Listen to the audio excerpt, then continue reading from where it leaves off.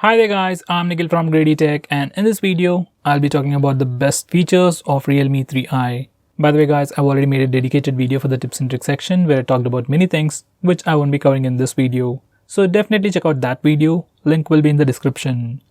The first best thing about this phone is definitely performance.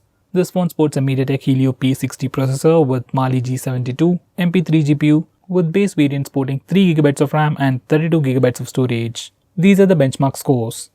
Purely when it comes to performance, it isn't the best in the price segment, at least not right now, but compared to some of its competitors who still offer a Helio P22 processor, this phone is pretty powerful. Next best thing about this phone is its display. This phone has a 6.2-inch IPS display with HD Plus resolution in 19:9 aspect ratio.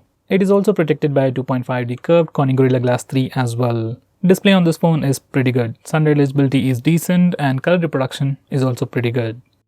Next, this phone also has pretty good cameras. On the rear, this phone has a 13MP primary camera with f1.8 aperture and a 2MP camera for taking portrait shots. For selfies, it has a 13MP camera with f2.0 aperture. These are some sample shots.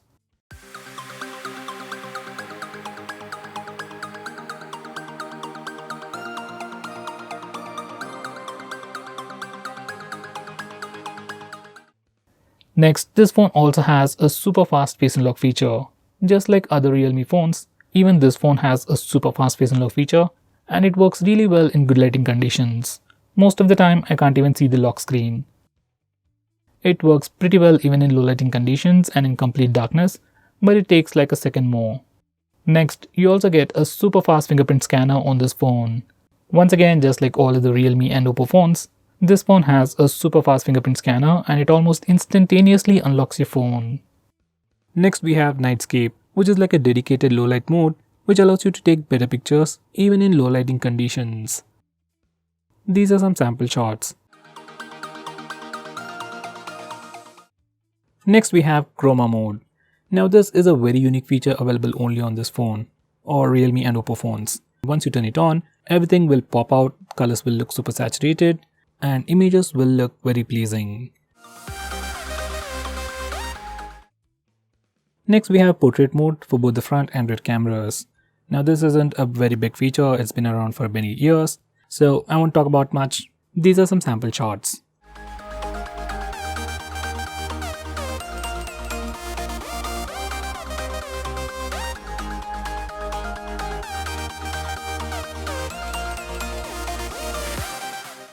Next, we also have a dedicated face beauty mode.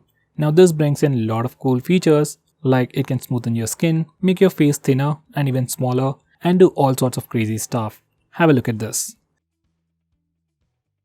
Next, this phone also supports slow motion video recording. This phone can record at 120fps at 1080p resolution, 240fps at 720p resolution, and an insane 960fps at 720p resolution. Here's a quick sample. Next, we have some cool camera gestures. For the rear camera, it has just one gesture, that's tap to take pictures. Just enable this feature and touch the preview window to take a picture.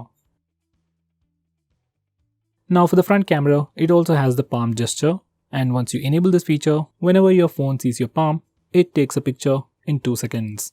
This feature is really handy for taking selfies. Next, it has something called real sound technology.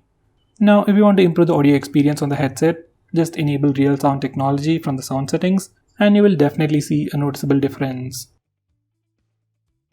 Next we have the old style swipe up gestures. Now once you enable this feature, you can swipe from the bottom right or bottom left corner to go back a step. You can swipe from the center to go home, and finally you can swipe and hold from the bottom center for recent apps. Next we have Android Pie based navigation bar. Now with this, you just get 2 buttons at the bottom, back button and home button. Back button acts like a regular back button. Now home button is special.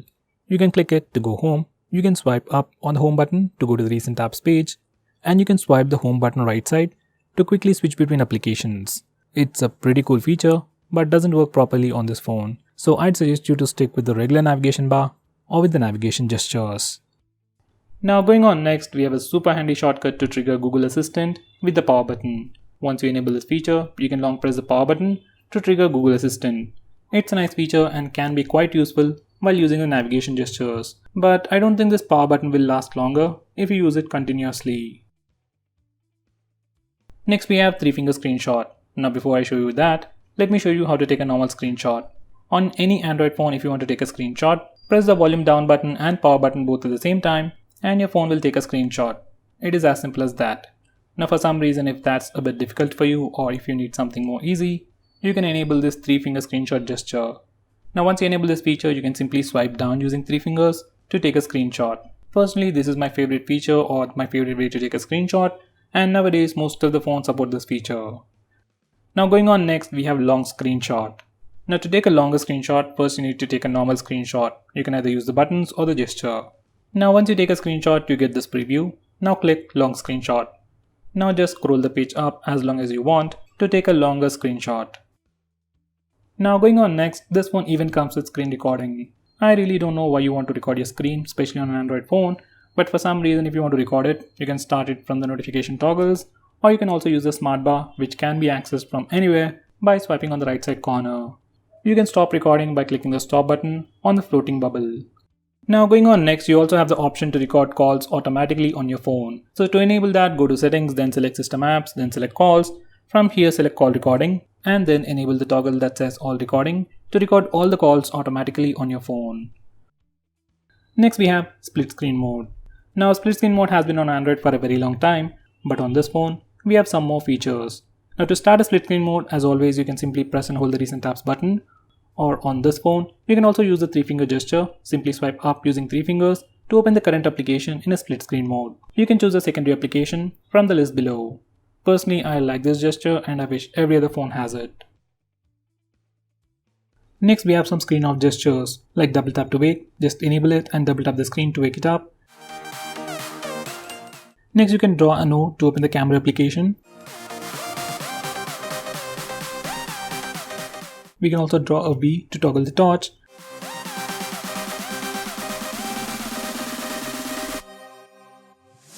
We can also draw characters like greater than or less than for music controls. And finally, you can add custom gestures like you can draw a W to open WhatsApp, M for phone dialer, and so on.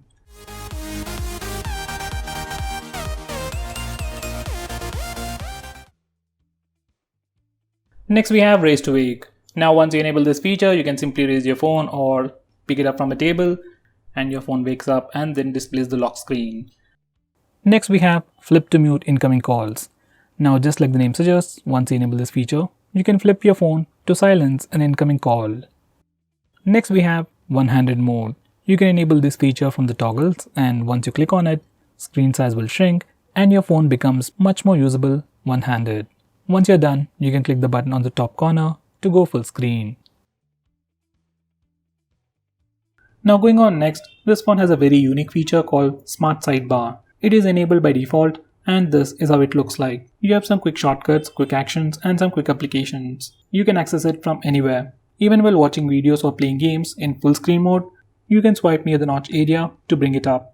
From here you can quickly launch applications, take a screenshot, record the screen, block banner notifications, and finally open few applications in a floating window. Next we have Assistive Ball. Now just in case if navigation gestures are not really your thing, but you still want a much more immersive experience, you can enable Assistive Ball. Once you enable this feature, you'll see a floating bubble that can do multiple actions. Now first you need to select the operation mode. You have gestures and tap mode. I'll go with gestures. Now you can tap once to go back, double tap for multitasking, and touch and hold to go home. If you select tap, once you click it, you just get additional options, just like the iPhones and iPads. Now this is another way to interact with your phone and gives you a much more immersive experience. Next we have some smart call features, where your phone automatically answers the call when you place the phone near your ear, switch on the speaker when you move your phone away from your face, and finally mute the incoming call if you flip the phone. These are definitely handy and you should give it a try yourself. Next we have Night Shield. Now once you enable this feature, it puts a warm tint on the screen and thereby filters the blue light. According to research, blue light emitted by our displays affects sleep at night. So to prevent that, we have this Night Shield mode, and you can enable it manually or schedule it to automatically turn on or turn off at a specific time. Next we have Startup Manager. Now just like the name suggests, it's a feature that allows you to stop applications from auto starting in the background. Now most of these applications automatically start in the background and then drain your battery life. And for the most part, just applications like maybe Instagram or WhatsApp needs to be allowed to auto start. So you can disable auto start permission for all these applications and further improve the battery life. Next, we have an app lock built into the system. And unlike most phones, we can unlock locked applications either by using the password or the fingerprint scanner, and even by using the face unlock feature. So if you're already using face unlock feature on your phone, most of the time you won't even see the lock screen. Now because of this one particular feature, you can lock any application you want and you won't be inconvenienced in any way.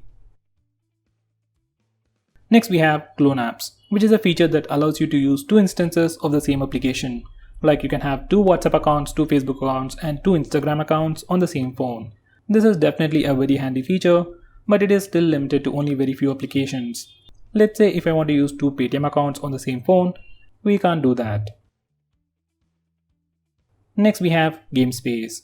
Now this feature or application just tries to improve your gaming experience and gives you a lot more cool features. Now once you add all your games to this GameSpace and then open that game, your phone will divert all the resources to improve your gaming experience.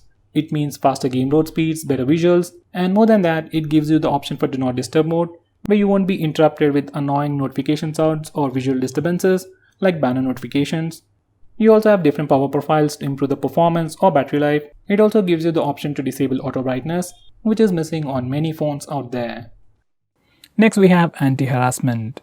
This feature allows you to block annoying spam calls, or just block a specific contact or bunch of contacts from calling you or messaging you. Next we have Private Safe. Now this feature is more like an application or like a vault where you can hide all kinds of files. Just like the app lock, we can have a completely different password from your lock screen and we can unlock it using your fingerprint or your facial data. Personally, I suggest you to use Gallery Vault. Next we have Automatic On-Off. Now this is another weird name for schedule power on and power off. And using these settings, we can automatically turn on and turn off your phone at a specific time. Next we have something called Smart Assistant on your default launcher or your default home screen. You can simply go to the leftmost corner to find the Smart Assistant, which simply displays weather information, calendar events, and some quick shortcuts. You can enable it or disable it from here. Next we have Smart Energy Saver. Now this is another feature to improve your battery life. If you enable it, your phone will automatically manage all the apps running in the background to improve the battery life. If you disable it, you get the complete list of applications that are installed on your phone, and you can manually choose to block an application from running in the background. Next, this phone even has support for dual 4G and dual VoLTE.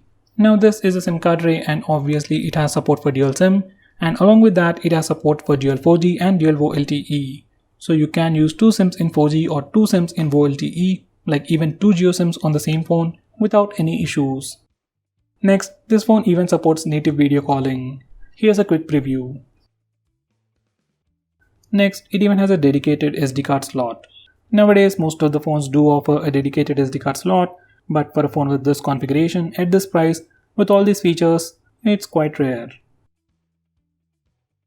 Next, we have Smart Driving. This is another fancy sounding feature which simply gives you various features to manage calls and messages while driving. We have a similar feature on many other phones, but on this phone, we can automatically enable it or turn it on when you connect your Bluetooth in your car, or else you can manually turn it on if you have a bike. Next we have Kid Space. If your kid is troubling you about your phone, he wants to play some games, or maybe sometimes he accidentally purchases stuff, Kid Space can be quite useful for you. Once you configure this Kid Space, your kid will be able to only use specific applications that you choose, and he will be able to use your phone only for a specific amount of time.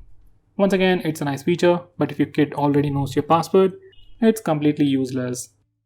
So guys, those were all the best features. If I missed out on anything important, do let me know by commenting below this video, and make sure you check out my video on tips and tricks section.